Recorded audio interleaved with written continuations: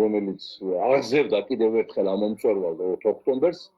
ძალიან გადამწყვეტ როლს შეასრულებს საქართველოს განთავისუფლების საქმეში და ჩვენი ქვეყანა აუცილებლად იქნება თავისუფალი ივანიშვილის გარეშე და ამ ხროვის